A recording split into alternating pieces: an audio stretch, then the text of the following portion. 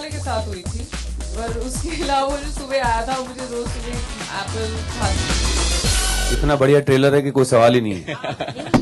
नहीं, सवाल ये है कि रणवीर और नेहा, आपसे सवाल है कि इस समय जो आप कहाँ हैं, बस ये आपके सामने।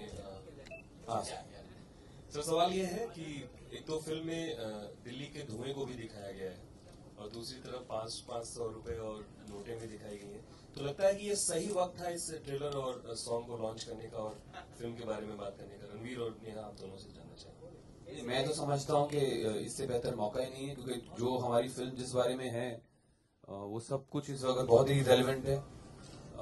मोह माया मनी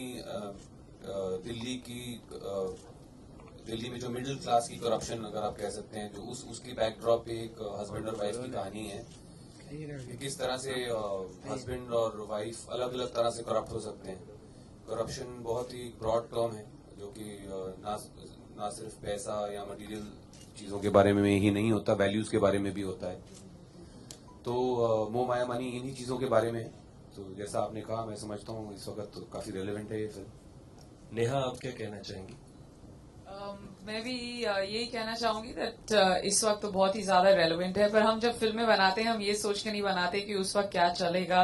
वी ऑलवेज थिंक कि जब फिल्म निकलती है, चाहे वो यूजुअली अगर हम स्टोरी की बात करें या फिर कोई भी ट्रेंड की बात करें, when it comes to writing we always think at least a year ahead कि उस टाइम क्या होगा। पर हमें क्या मालूम था कि हमारे डायरेक्टर इतने अंतर्यामी निकलेंगे कि वो धुआं भी प्रिडिक्ट कर देंगे और 500 के नोट का भी प्रिडिक्ट कर देंगे। दाद तो इनकी देनी चाहिए, इतना कुछ उन्होंने आगे सोच लिया। अच्छा, आप दोनों से ये भी सवाल होगा कि जिस दिन ये फरमान हुआ कि अगले 4 घंटे बाद 500 और 1000 की नोट्स काम नहीं करेंगे, तो आपके जहन में क्या चल रहा था? अगर आप दोनों अलग अलग शेयर करें अपना।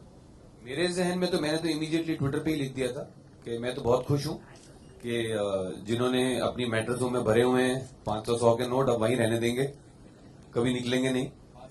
सॉरी, 500 और 1000 के। तो मैं तो काफी खुश हूँ डिसीजन से। बस नहीं, बाकी और मेरे जहन में ऐसा कुछ नहीं था। मैंने ज्यादा कभी ब्लैक में बिजनेस किया नहीं, तो आई एम सेफ। नेहा? नहीं, मेरा बस ये था कि मैं आई थिंक परसों हुआ था ना ये डिक्लेयर, और बिल्कुल फिल्मिस्तान के बाहर एक एटीएम है और मैं सोचा ओहो मेरे पास पैसे नहीं है तो मैं जरा एटीएम से 20,000 निकाल दूं। और उसके बाद मैंने जब देखा मुझे ऐसे लग रहा था व्हाट अ वेस्ट। अगर मैं 10 मिनट रुक जाती या फिर नहीं करती, but it's fine, it really doesn't matter. I think it's a great step and it's something that our country needed and it's a very very bold move. It will be written down in history और मेरे हिसाब से बहुत अच्छा हुआ because we people as actors it's a very clean time to be in the industry, so it really hasn't affected me except वो ATM से जो निकाले थे वो बैंक वापस ले लेगा।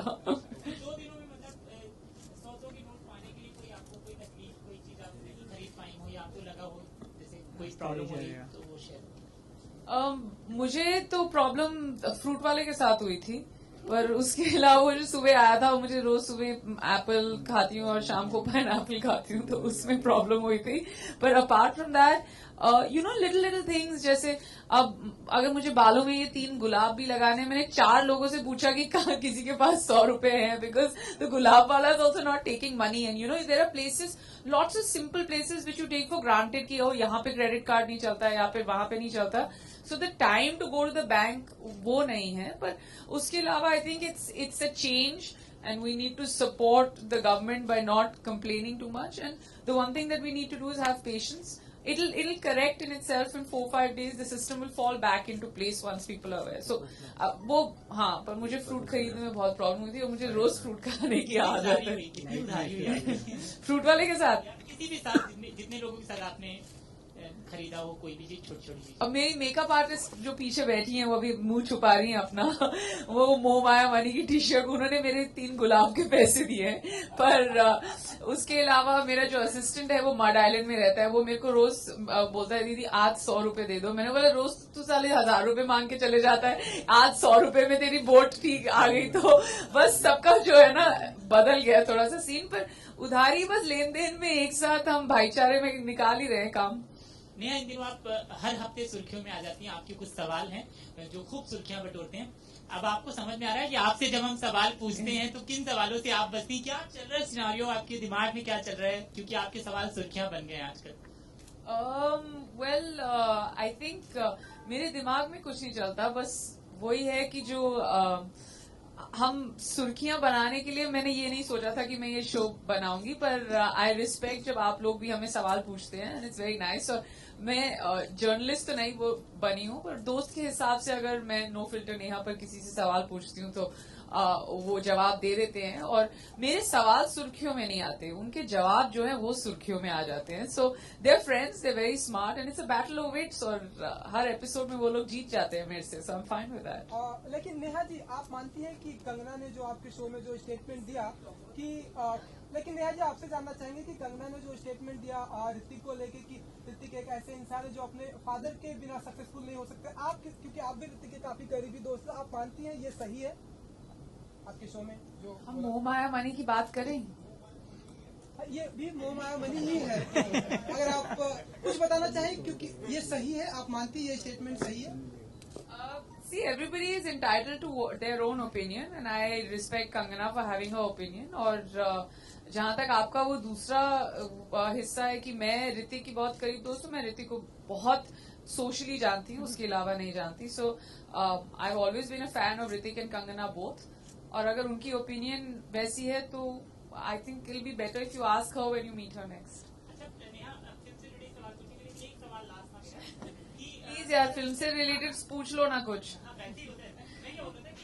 आप सवाल तैयार करती हैं, सिर्फ इसलिए क्योंकि मैं जानना चाह रहा हूँ, बहुत खबरों में है चीजें, जब आप सवाल तैयार करती हैं और लोगों से जब आप बताती हैं कि ऐसे सवाल हम पूछेंगे, तो कोई रोक टोक होती है? कोई कहता है यार नहीं, सिर्फ ये प्रमोशनल सवाल पूछना जो आपके पास आते हैं, यार ये सवाल मत पूछना, तो इस समय किस तरह की दिक्कतें होती हैं?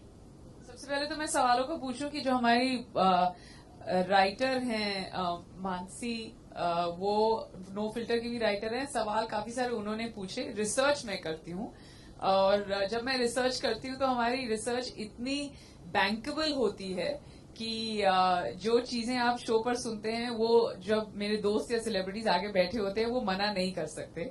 पर मैं ये जरूर आप लोगों को बताऊंगी कि मैंने 12 सेलिब्रिटीज के साथ सीजन 1 किया है, और किसी ने अभी तक ये नहीं कहा रिकॉर्डिंग होने के बाद अच्छा वो वाला काट देना या कुछ और काट देना। एक दो लाइनें बोली हैं लोगों ने कि यू नो उसमें आई वॉज साउंडिंग रेपिटेटिव, या जहां पे ग्रामर गलत हुआ हो वहां पे लोगों ने बोला है वहां पे कट करो। People have been extremely bold, extremely funny, and some of my favourites on the show are yet to come.